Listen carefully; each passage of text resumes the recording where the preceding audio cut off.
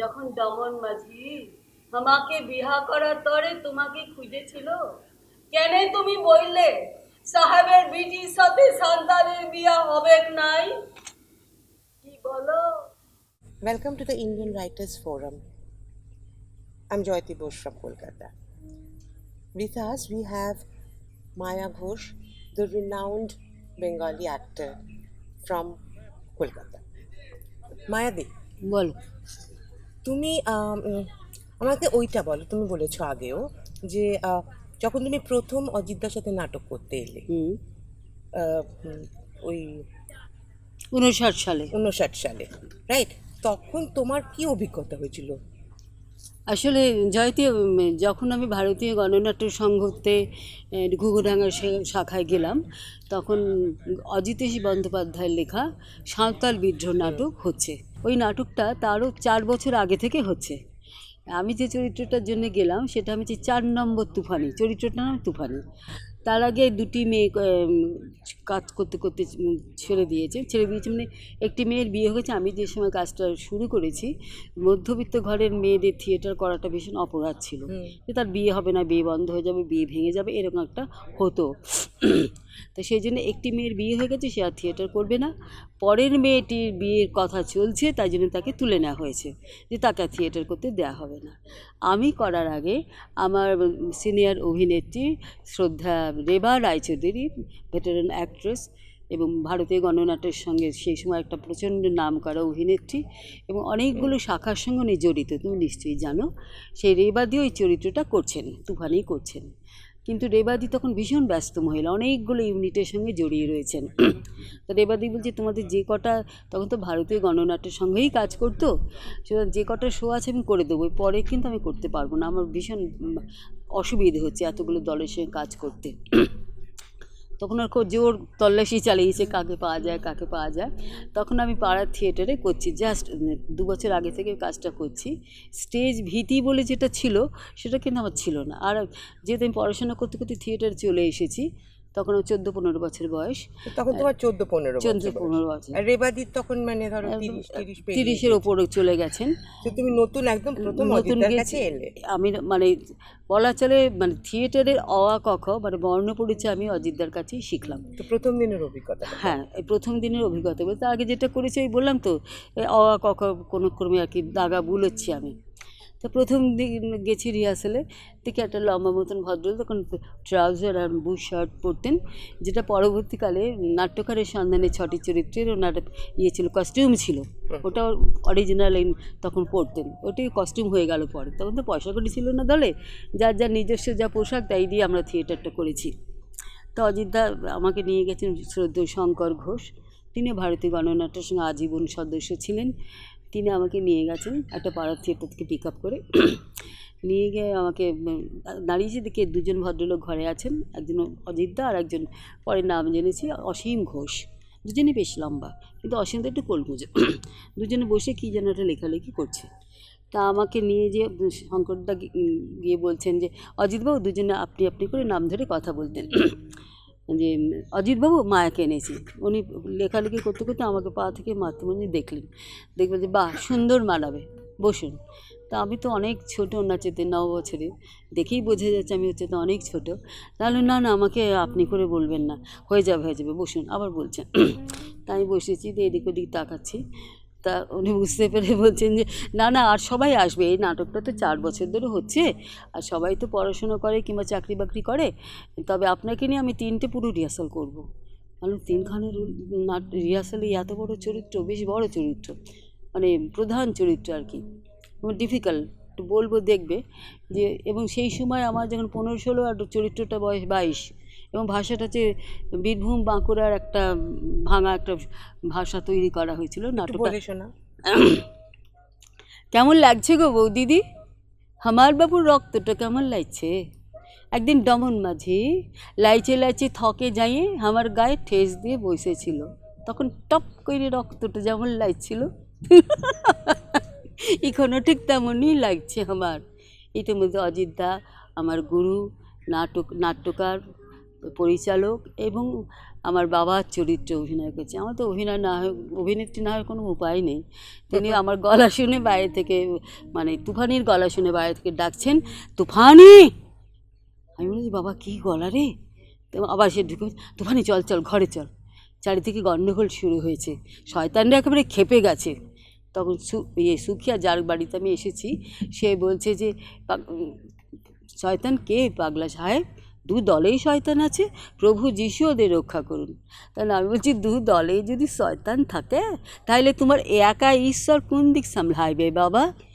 কী ব্যাপার, তুমি কি সকালেই মদ খেয়েছো নাকি? মদ তো আমি 24 প্রহরেই খাইয়ে থাকি, কেন খাবো নাই? লিজের উপর মায়া নাই আমার। এই যে মংরা দাদা কান বাঁশ নিয়ে চলে গেল সিধু ঠাকুরের সাথে, যাইতে ওর মন সইছিল নাই, তো কিসের তরে গেল? তোমার তরে, এই ঘরটোর তরে, জিমি জেরাতের তরে, লিজের ভাই ভাই সন্তালদের তরে কত মায়া উয়ার। আর বলো, আজ যদি আমাকে লড়াইয়ে যাইতে হয়, আমি কিসের তরে যাব? কোন লীলকর সাহেব নাকি আমার বাপ? মা ছিল সান্তাল। দাঁড়ান দাঁড়ান দাঁড়ান, এত তাড়াতাড়ি বলবেন না। আমি থমকে থেমে গেছি, না পাঠটা আমি আগে মুখস্থ করেছি। তাই আমি থেমে বলছি, মানে না বলছে আর এত পর্যন্ত চললো। তারপরে এখানে এই কথাটা তো আপনি দুম করে এই যে অ্যাক্টিংয়ে যে খুঁটিনাটি, যে পজ নেওয়া, সেগুলো আমি আগে জানতাম না। উনি বললেন যে, উনি উঠে দাঁড়ালেন, মানে বসে বসে উনি করাচ্ছেন ছোট ছোট করে। দাঁড়া দাঁড়া আমি উঠি বলে বলছে যে কোন লীলকর সাহেব নাকি আমার বাপ? একে উনি লম্বা, তখন রোগা ছিলেন, আর ঝাঁকড়া ঝাঁকড়া চুল, অনেকটা লম্বা লাগছে। বলছে আপনি আমার কাঁধের দুপাশে দুটো হাত দিয়ে থুতনিটা রেখে পাটা তুলে দিন, দুলুন। দুলতে দুলতে এই থুতনিটা প্রায় আমার কাঁধের কাছে রেখে বাবার মুখের দিকে এরকম করে মাথাটা নেড়ে নেড়ে জিজ্ঞেস করুন, কী বাবা তুমি তো তাই বলো না, কোন লীলকর সাহেব? তা আমি হেজিটেট করছি, মানে তার আগে তো আমি করিনি। তা বলছে আমারও কিছু অসুবিধা না, করুন, কোনো অসুবিধা হবে না। তো উনি একটু নিচু হয়েছে, আমি ঝাপ করে উঠে পড়েছি, বলে এরপর নিচু হব না কিন্তু, আপনাকে লাফ দিয়ে উঠতে হবে। আমি করবো, আমি দাঁড়ানোই করছি। আমি তো একটু লাফালাফি অভ্যেস ছিল ছোটো বয়সায়, ভাইদের সঙ্গে খেলা করতাম। লাফ দিয়ে উঠে দাঁড়িয়ে বলছি, বলছে এবার নামুন ঝাপ করে।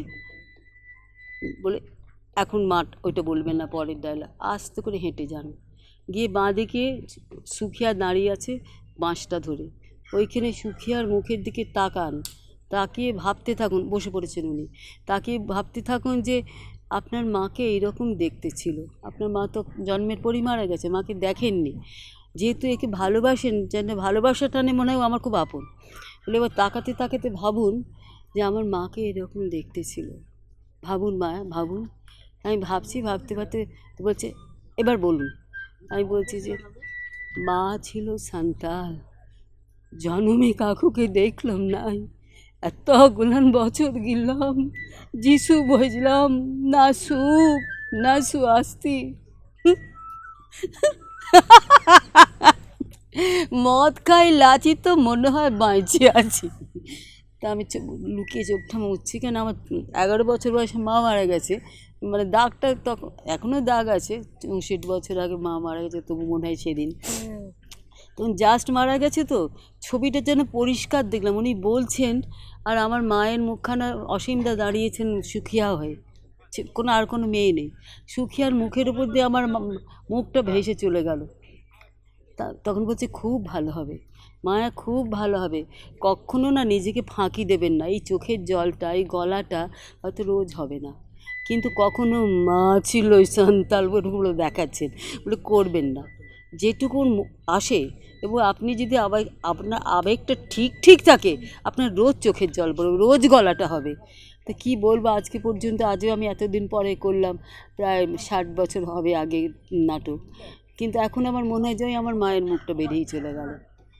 তো সুতরাং এই যে শেখানো, যে পজের ভেতরে ওই ছবিগুলো দেখা, ওই ছবিগুলো দেখা, এই ছবি দেখতে অজিতদা শেখালেন।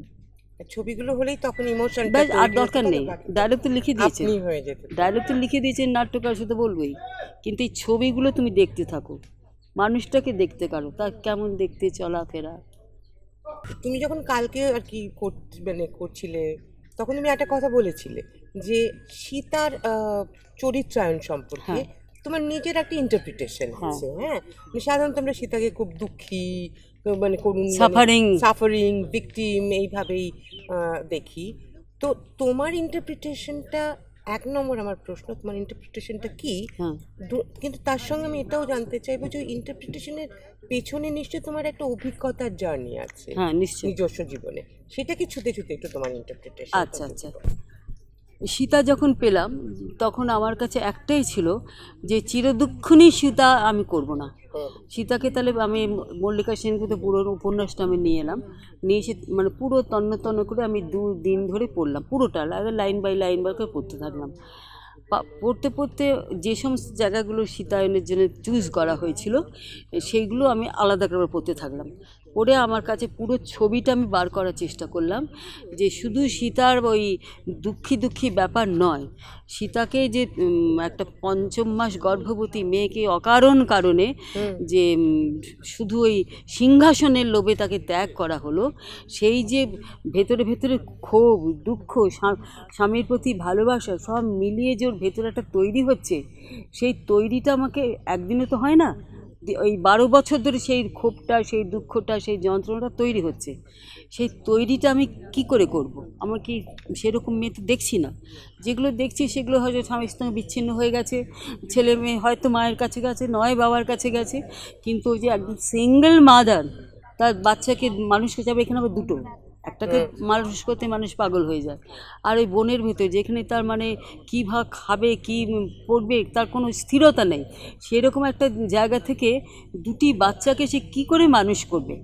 এবং মানুষ করবে মানে শুধু একটু খেয়ে পড়ে হাত পা বড় করে না, ও এই রাজবংশের মানে মানে মতন করে তাকে মানুষ করতে চায়, যাতে কোনো ক্রমে সেখান থেকে তাকে ফিরে না আসতে হয়।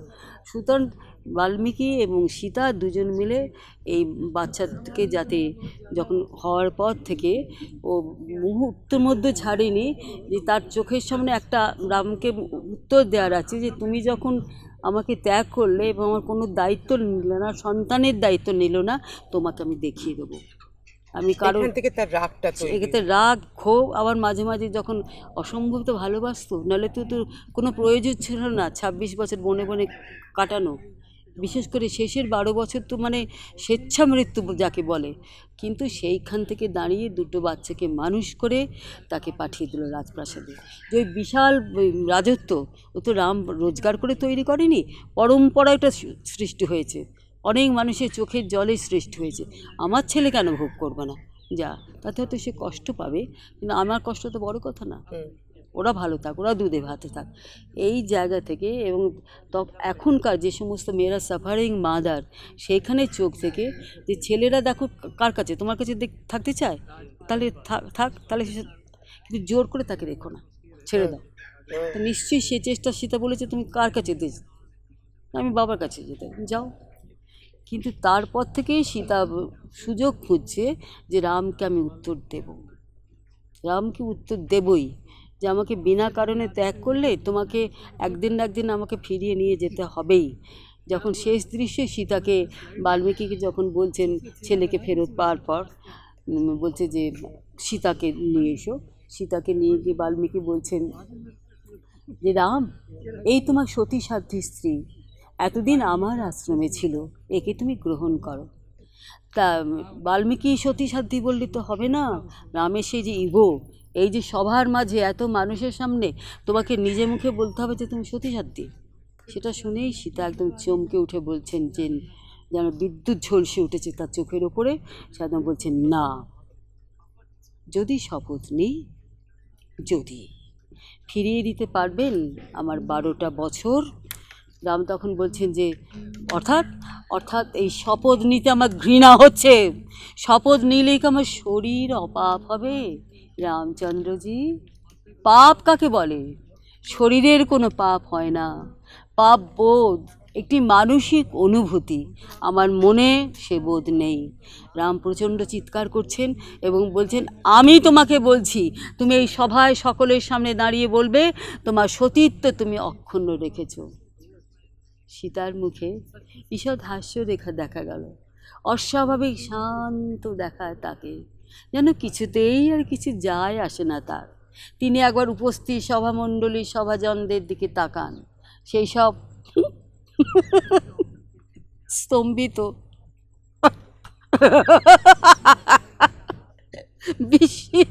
বিস্মিত আর্য পুরুষদের দেখে তার মনে হয় বাজে পুড়ে যা বৃক্ষসমূহ যেন দণ্ডায়মান, যেন কৌতুক করছেন, যেন কৌতুকই তার শেষ প্রতিশোধ। এইভাবে সীতা বলেন, ধরুন সতীত্ব নামে সেই স্বর্ণ মুদ্রাটি 12 বর্ষ পূর্বে লঙ্কাপুরীতে হারিয়ে ফেলেছি আমি। রাম চিৎকার করে মাটিতে বসে এটা সীতার 2 হাত ধরে অনুনয় বিনয় করছে, সীতা সীতা তুমি একবার বলো যে তোমার সতীত্ব তুমি অক্ষুণ্ণ রেখেছ। সীতা তো সত্যিই ভালোবাসতো, সে মুহূর্তের জন্য একটু অন্যমনস্ক হয়ে গেছে।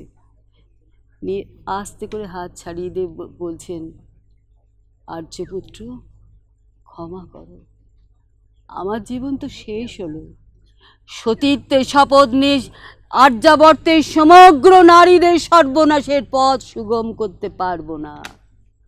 এইখানে সীতা জিতে গেল, যে আমার নয় সমস্ত মেয়ের সর্বনাশ হয়ে যাবে তো আমি যদি সতী বলে সকলের সামনে বলি।